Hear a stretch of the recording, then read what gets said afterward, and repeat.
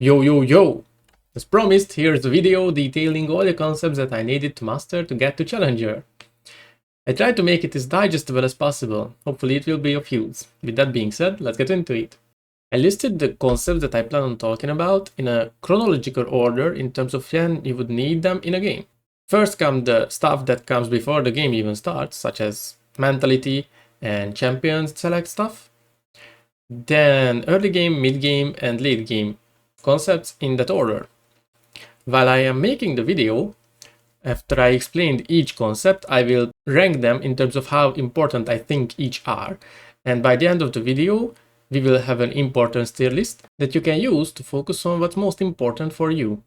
I recommend that each day you play, you pick a concept or two and focus on learning those.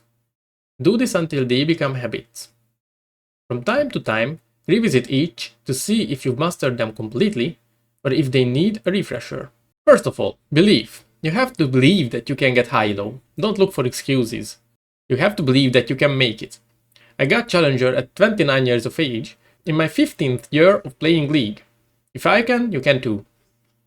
Think belief is very important. I'll put it in A. Real life conditions are very important, and the effect of their neglection is very hard to notice. Baker once said that one should eat well and sleep well to maximize performance. I'll add my own 2 cents and I say that you should stay hydrated as well and try to play at a time of the day when you are in peak condition. All in all, I think real life conditions deserve a spot in the A tier. Regarding out of game mentality, it's crucial to focus on improvement. In every game you will make mistakes. Do not focus on your teammates' mistakes, as that won't matter in the long term.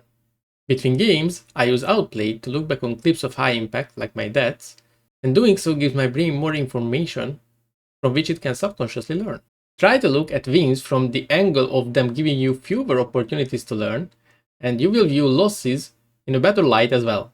I think we can all agree that improvement mentality is one of the most important things that sets bad and good players apart. So yeah, it's definitely the first S. The next concept is champion pool. If you aim to improve at the game, then I advise you to decrease the number of champions you play as much as possible. Before I started playing Kaisa only, I was Diamond. Fast forwards 2 years and I hit Challenger, even though Kaisa got nerfed many times. It takes some time to learn the game even if you focus on that alone, not to mention if you keep switching around your champions as well. With all that being said, I'll definitely put the champion pool concept in the A tier. Keeping your focus is one of the most important parts of being a good player. Bad things will happen, you need to be able to deal with it. If you have issues regarding focusing and are serious about climbing, then I recommend you to full mute whenever something goes wrong. Doing so has helped me win an innumerable amount of games. Eventually the game will stabilize. That is when I unmute to check if my team has anything of value to share with me. This often turns out to be a mistake, as the full mute happened for a reason to begin with. I'm placing focus in the S tier, because this is one of the difference makers between my diamond and my challenger self. So, runes. I figured I'd make a short tier list to explain their essence. You're looking to go for long trade runes like Little Tempo or Conqueror if you have an enchanter support. You want to go for PTA when roughly half of your damage is coming from your autos while the rest is coming from your abilities. You're looking to go for Hail of Blades if you have a very strong engage support and you're looking to capitalize on their engages. You're usually going for poke when you have an advantageous matchup and you're looking to push that on the lane. And you're looking to go for a sustain rune like Fleet if you are in a very bad matchup and you're just looking to survive. Something that's also worth mentioning regarding runes is that especially at the early levels, especially as ADC, we are mostly playing your runes rather than your champion. I will go into more detail regarding this later. If you are looking for the best runes on your champion, you can check out DPM's leaderboards for OTPs. For example, if you click my profile, you can see that for each game I'm running slightly different runes, but I am sticking mostly to Little Tempo. You can see each sub rune as well. So yeah, that's one of the options you have, or you can go to LoL Analytics, type your champion, select the elo that you like, and if you scroll down you can see each rune's win percentage, and if you just select highest win rate runes, then you will see the selection that is best. Overall, I would say that runes are not the most important concept, but make sure that what you are running is at least viable. I'll put them in the 8 here. Similarly to runes, summoner spells also got a tier list of their own. I would always run Flash on all champions. Heal and Barrier are the meta. Most people would argue that Barrier is meta over Heal, but I prefer having Heal over Barrier whenever possible. I only run Barrier if my Enchanter support is picking Heal. I prefer having Heal because my teammates are likely to int, so helping them out with the extra heal and movement speed in some scenarios makes the difference. Cleanse is situational, sometimes you are forced to run it, otherwise you are going to get killed. For example, if Leona flash kills you, or you are getting flash ulted by Alessandra or Lilia, you need this. You just cannot afford not to run it. When you have cleanse, make sure to look out for the fact that you do, because I have lost many all-ins because of the fact that I didn't have my combat summoners. Ghost, Exhaust, and Ignite are niche. I almost never run them. I sometimes ran Ghost previously, for example, if you want to cheese Caitlyn at level 1, it's very good. And you're picking TP to match the other enemy bot laner's TP, which is most likely going to happen when you are facing AP bot laners. Those are fucking cringe, by the way. Yeah, regarding TP, I almost forgot to mention that it's very useful to pick it when none of your teammates have any TPs, and you're going to have to side lane because your mid laner is an AP mage who cannot do that himself. Summoner spells are very important, but not quite as important as the concepts that are already mentioned in the S tier, so yeah, I'm gonna put it in A. We've officially arrived to our first in-game concept, that is leashing. It's a very simple one. In 99% of the cases you are not going to leash. The very rare exception is when the stars align and your jungler is 80% win rate and you are in a very hard losing matchup. Then you can leash to give your jungler a bit of an advantage, but be prepared for the consequences, because by leashing you are likely to get weak-sided since your jungler is clearing away from you, and your enemies will know that you are leashing and you are likely to get weak-sided because you are arriving later to the lane. Leashing is not that important, and it's also simple, so I'll put it in the B for now. Level 1. You should start each game by determining whether you or the enemy bot lane is going to be stronger and in a level 1 all-in. This is done by considering the champions, the summoner spell choices, as well as the keystones. Let's consider this example. I'm playing Kaisa Janna versus Ezreal and Nautilus. I'm running Lethal Tempo versus PTA, we are both having Barrier. My Janna has Heal, while Nautilus has Ignite. So basically, my Barrier is countering Ignite. Lethal Tempo outperforms PTA so long as I don't get hit by every single Q Ezreal is sending my way. And I can flash Nautilus's hook in order to deny that damage as well. So we should be hard winning, because Janna should be able to keep autoing while Nautilus can be kited. Let's see how it goes.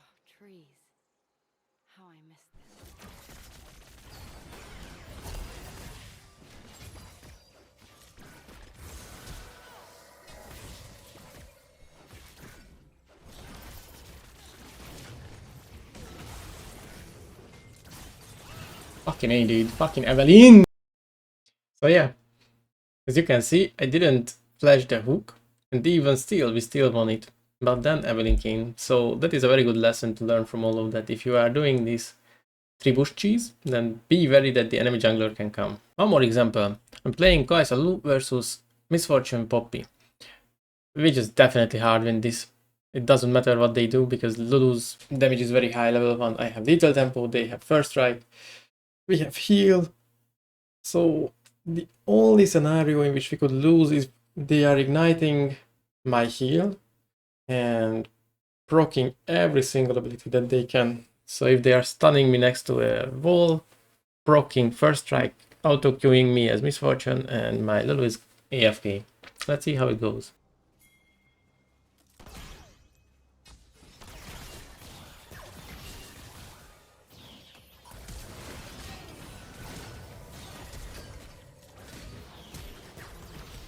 I leave those. So yeah, as you can see, I was tanking the entire enemy wave, and even still we won. Although we had a bit of an advantage, and they already used the ignite. So, my bad, I should have played it better. I got stunned into the wall. So as you can see, level 1 is very important because it can set the tone for the rest of the lane. I would put it into S tier. Approaching the lane is very interconnected with level 1 because how you're going to do it depends entirely on who wins the level 1. I'm gonna show a few examples. So let's say in this scenario, in Kaisa Pyke versus Jinx Lulu, you are Kaisa. What you are planning on doing is hitting a hook from this bush. Holy shit, why are these champions so fucking big? Anyway, you are looking to hit a hook and one-tapping someone. Let's say that you are the Jinx and you know that this is likely going to happen. What you are planning on doing is walking through here, thereby completely avoiding the bush altogether and just joining here by the time the two waves arrive at the center. Or the other option you may have is that you are waiting for the minions and walking with them so that they form a wall between you and the Pyke that's looking to hook you. Okay, so let's say that in this scenario you are Kaisa and Lulu versus Mel and Sona. I wanted to pick an AP mage on the bot lane with a very weak support. I wanted to paint a scenario in which you are hard winning the level 1, but you don't have any means of engaging on them unless they miss position. So let's say that they are walking up when the minions are arriving. What you can do is wait for them in this tribush and just flank them from here. Make sure that you are not getting hit by the tower though. And since AP mages are very cooldown reliant, you should be able to diff them by the fact that you are an ADC as well as that you have a lethal tempo or PTA. Both of them are going to do much better than whatever Mel would run. As I previously mentioned, approaching the lane is very interconnected with level 1, so I'm placing it right next to it in the S tier. Target selection is one of the key aspects in which good and great ADC players differ. Your target selection should be as follows. Always target the enemy ADC, except if the enemy's support can be bursted down within seconds, such that both you and your support will live long enough to win the following 2v1. To the best of my knowledge, there are two exceptions to this rule, soloq and Braum. If you face one of them, then make sure to focus those first. Soloq because of the heal battery function, and Braum because of the fact that he can deny most of your damage by putting up his shield. By adhering to these rules, you can always protect your support that gets engaged on by hitting the enemy AD, always giving you a favorable trade. And all that being said, target selection is another S. So, laning matchups. Bot lane is more complicated than the solo lanes because there are more players. This also means that there is more variety, and because of this, the best thing we can do is to categorize the matchups based on the range of the support.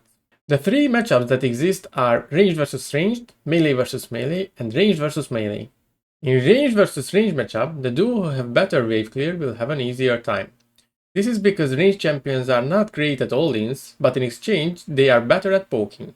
If you can force your enemies under tower, you will have an easier time of landing your skill shots due to them not having minions to block for them. The ADC will still have to last hit, which will give you moments where you know exactly where your target will be. Keep in mind that pushing will expose you to ganks, so after getting Prio, always ward first. Regarding the range versus range matchup, I'll also briefly explain the triangle rule. Basically, you at all times want to be on the same horizontal line as your support. By being so, you're able to follow up on their trades, always covering them from being out of position. If you're only following your support's lead in trades, that means the enemy can trade onto you first, which always guarantees you a favorable trade. On the other hand, when you see that the enemy ADC and support are out of sync, that is when you can get a winning trade for yourself. In my book, the triangle rule is very important, but there are more important things than it, so for now I'll give it an A. The melee versus melee matchup is a bloodbath. Getting Prio means that you are getting level advantages, but it also means that you're pushing, which means that you're further from your tower and closer to the enemy teams, which allows them the space to run you down. Your main job is avoiding getting engaged on and following up your support's engages. You are killing whomever your support engages on.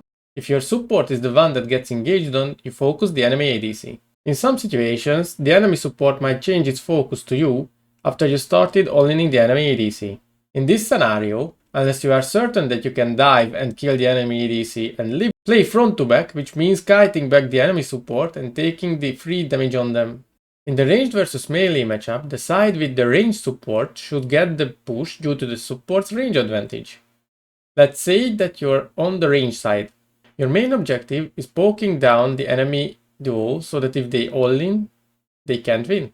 Be very careful on crashing waves, because once your minions started focusing the tower, they might as well not exist. This provides a prime opportunity for the enemy duo to engage on you. I died so many times before I learned that you can't poke freely under tower in ranged versus melee matchups. If you're on the melee side of the ranged versus melee matchup, you want to avoid getting poked, and you want to get to level 2 or 3 depending on your champions, and full send them with your supports engage. Depending on your champions, thinking about what percentage HP should the enemy target champion be for you to successfully burst them down can be very useful in identifying trading opportunities which at first may seem disadvantageous, but will eventually cause your next engage to be successful. Basically, how much HP you lose doesn't matter if you bring the target down into kill range. For example, if you lose 50% of your HP for the target's 30%, can be a good trade if you can kill them from 70% in your next engage. In terms of wave management, the closer to your turret the wave is, the better, since it gives you space to chase the enemy down. Due to this, freezing is very useful if you're certain that you win the engage. Be wary of the enemy jungler before engaging. Too often do engage supports full send without giving a crap about the enemy jungler, only to get destroyed. Sometimes you will face AP mages as bot laners. These creatures are very hard to play against, but they have some clear weaknesses. For example, they are very cooldown reliant, so if you don't allow them the time to poke you down, you can usually run them down in an all-in. They're also weak when pushed under tower, as it's really hard for them to last hit, but they're also hard to push in unless you're in the very early levels. All in all, I'd put laning matchups in the A tier. Also regarding laning, there are a very few significant abilities that are worth tracking the cooldown of. I learned this when I was playing against a Karma support. Once I started tracking her Q cooldown, I knew exactly when she was looking to hit her Q, as most players are looking to use their abilities on cooldown, especially if they are playing poke champions. In each matchup, try to keep track of the most significant cooldowns and play around them. It will make a big difference. You can use memlol.com to look up each champion's cooldowns. At the beginning, just keep track of the most important enemy cooldown and count the remaining seconds. Tracking CDs is also a very important skill, so it also deserves a spot in the A tier. The next concept is following up on engages. It will usually be your support who engages fights. You need to visualize the fights in advance and be ready to react on a moment's notice. Your job is to be the support of your support on lane. You support by dealing damage and following up on your support's CC by layering your own CC or hitting your skill shots into the CC targets. All of these are champion specifics, but the general idea is that you need to know in advance how you will react to your support's possible moves. To give a few examples, let's suppose that you have a Pyke support. In this specific scenario, you are playing Kaisa. If Pyke hits a Q, then your job is to hit your W and Q and autos into it. If you're playing Jinx, you want to hit your E as soon as possible to make sure that the CC gets chained and hit your W as well as many autos as you can. If you are playing Sivir and your Pyke hits a Q, then you also want to hit your Q and shoot as many autos as possible. All in all, following up on engages is also going to be an A tier in my book. Champion movement. By the time you are Diamond, you will have a pretty good dodge instinct for skill shots like bindings or hooks. If you want to get to Challenger, you need to be able to toggle this skill on and off on command. To me, this initially felt really wrong, but I swear it works like magic. Get a friend into practice tool and practice it. Eventually, you will learn this skill. It will be very amusing to look at hookers who previously read your mind hook air because you stopped dodging. Shout out to soloq for the training sessions. I think this has already been explained by many people, but figured I'd mention it myself. So, the general idea behind dodging skill shots is that whenever someone is shooting at you, straight at you, let's say I'm here, and I'm getting shot at by a kaisa W in a straight line, you want to dodge by moving perpendicularly. So basically, if this is the trajectory of the skill shot, then you want to click anywhere on the line that is being drawn by the words. To demonstrate, you do it somehow like this. So basically, champion movement is very important, especially for ADCs, since your main job is not dying, and that is one of the key aspects that allows you to do that. So yeah, another A, all-in timers. In each game, there will be experience discrepancies between lane opponents. The most impactful levels are those that give you an extra ability, so level 2, 3, and 6. These provide you with huge temporary advantages. Capitalizing on them often decides lanes. Try to look out for them. It's a simple but very effective concept, so I'll definitely put it in S.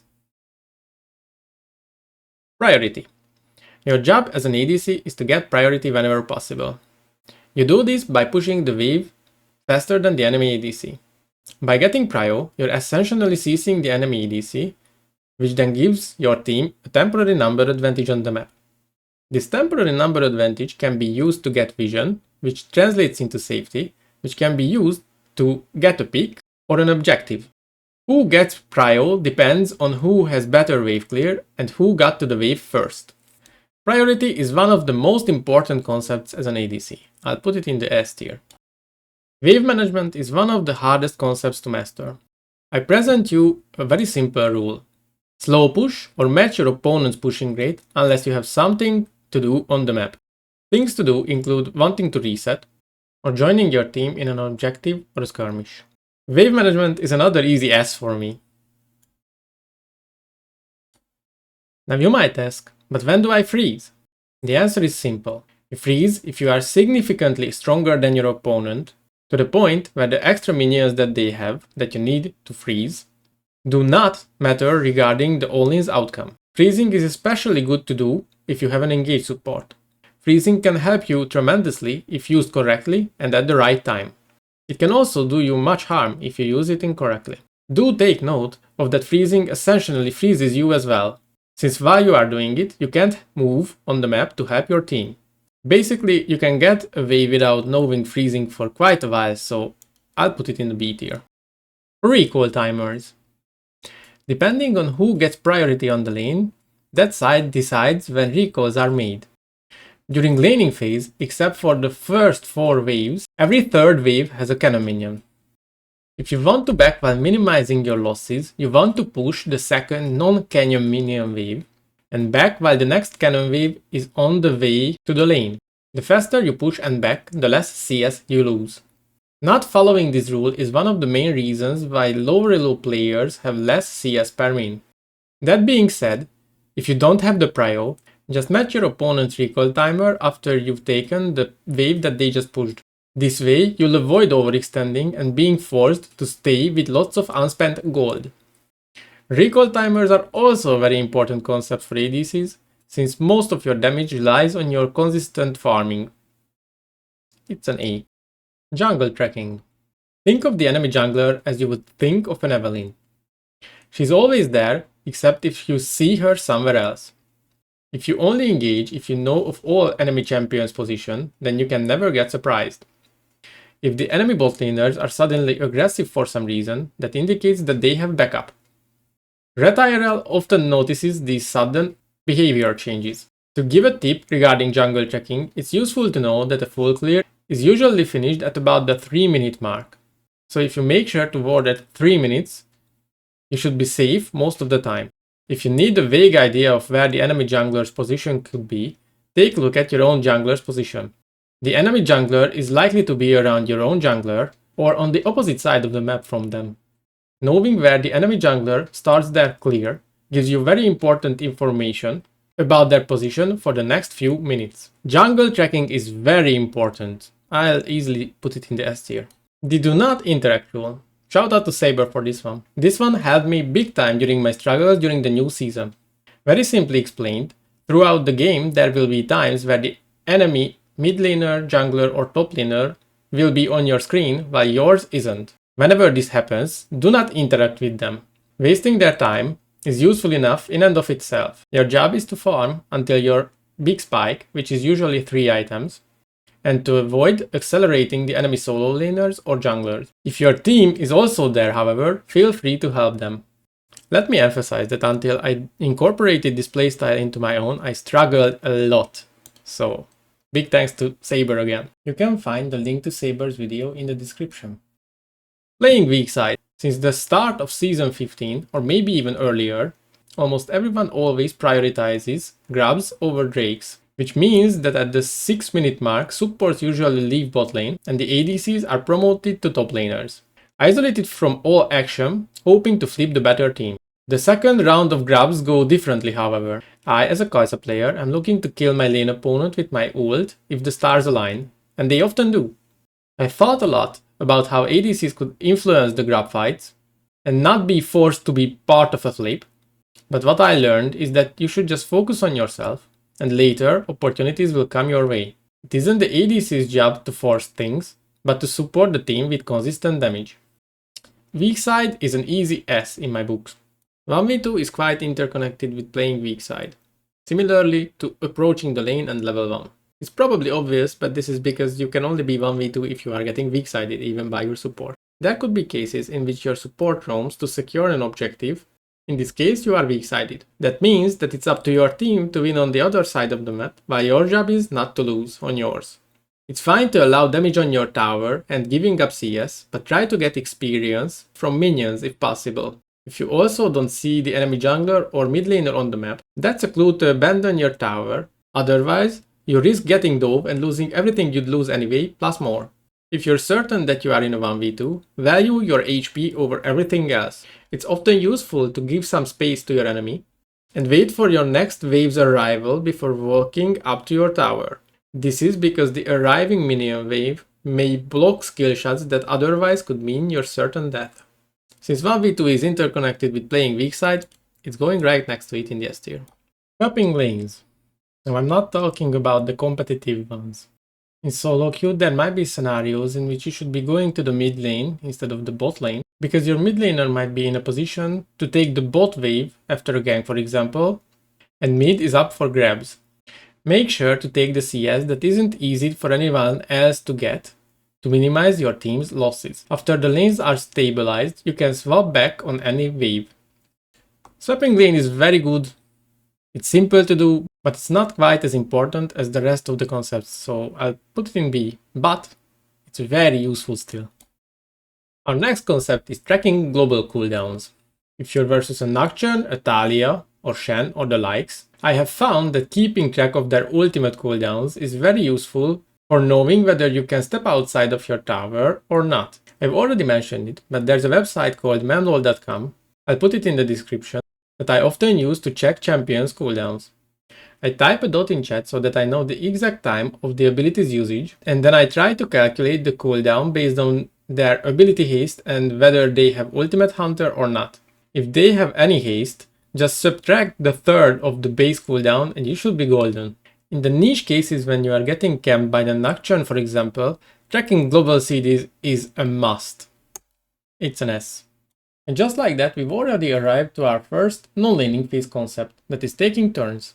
Once laning phase is over, the ADC's job is very simple.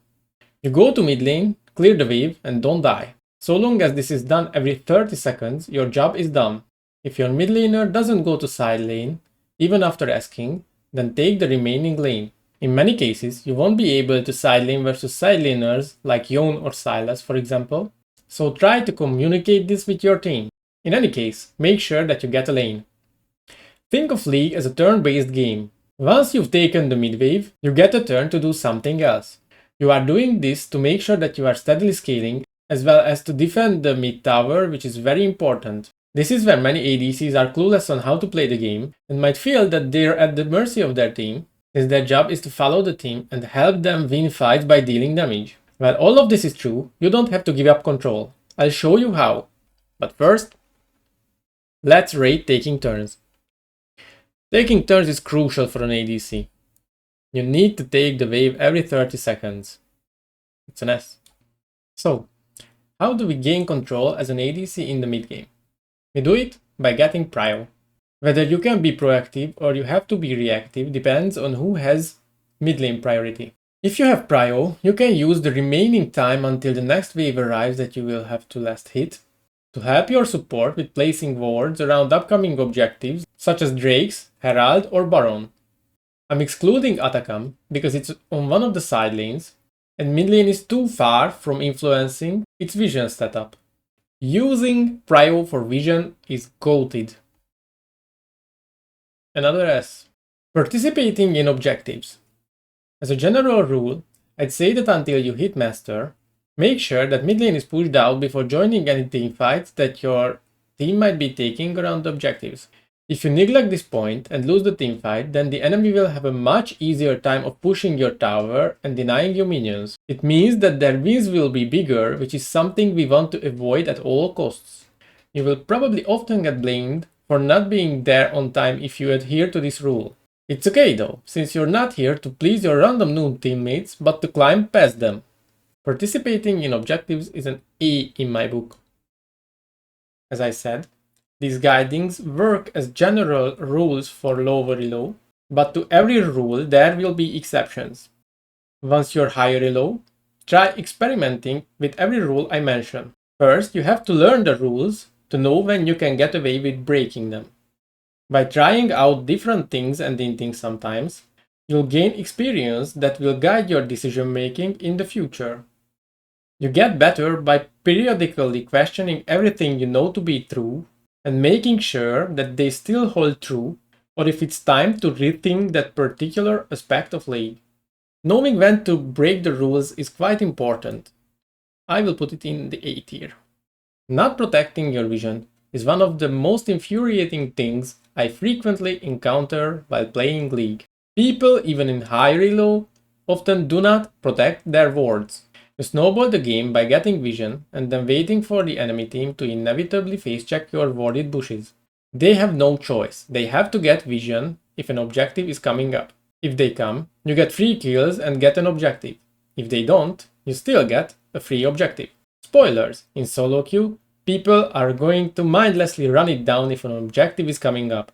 People see objective and people right click objective, regardless of whether their team has vision or not. They're conditioned to go to the upcoming objectives, especially in the mid game. Otherwise, they're clueless, they have no idea what else to do. Exploit this behavior to win free games. Ping your teammates to defend the wards you've earned by getting priority. This is the easiest S up till now. Knowing when to split push. If your teammates are apes and you don't win teamfights, it's time to rage split. Fuck everything. Go split, take as many camps as possible, it's 1 midnight mode. You're likely to lose, but if your team manages to hold out long enough somehow, you have a real chance of coming back. Knowing when to split push is a B. Teamfighting. Front to back. Always play front to back. Always have your team between the enemy team and you. Your team will often not give a fuck about whether there's anyone between you and the enemy team. It's your job to have someone between you and the enemy team. So long as you do this, you are in position. Try to attack the target that is closest to you, which will usually be the enemy tanks. Try to be on the edge of your auto attack range and keep autoing. Believe me, I know it's tempting to dive in for the juicy enemy ADC, but first play lots of games the way I just explained. Shoot the closest enemy champion to you and you are golden. Once you're experienced enough, let's say you played 100 games this way, try switching it up. Great ADCs know the exact timing of when it's time to stop playing front to back and when it's time to dive in for the enemy backline. This is usually once the enemies are low enough and they use their most crucial abilities on your team. So long as you're alive, your team hasn't completely lost the team fight yet. Another very important and hard thing to do is to keep thinking about the big CCs and cooldowns that are very dangerous for you. Think of abilities like Leona ult, Braum ult, Ornn ult, Rell ult, but it doesn't have to be a CC ability. It can be a hard dive skill like Nocturne ult as well. The win condition of an ADC is staying alive and shooting people. In many cases, this is very hard to do, especially if you are immobile, but so long as you manage to do this, you will win the game. Teamfighting is a no-brainer. That's the bread and butter of an ADC. S. ADCs have built-in global taunt. In games where your team is losing, it might be time to utilize this skill to bait the enemy team into unorthodox fights. When no matter how well you play and you still keep losing team fights, try to play more aggressively, as there is nothing to lose anyway. Using global taunt is a very niche skill that can be very effective. If you are able to run away from the enemy team that is chasing you while your team is dealing damage, you are essentially freely damaging the enemy team. The drawback of fucking this one up is that you are likely to be the first death of a team fight, which almost guarantees that the enemy team will win it. Do not use this skill lightly. Mastering global taunt is very effective, but I still won't put it into S, it's only an A. Also on the topic of teamfighting and positioning, I wanted to mention the concept of effective ranges. For ADCs, the effective range is usually their auto-attack range. Think of other classes similarly. An Ornn's effective range is not his auto-attack range, but depending on his cooldowns, either his ultimate range or his gap closers range.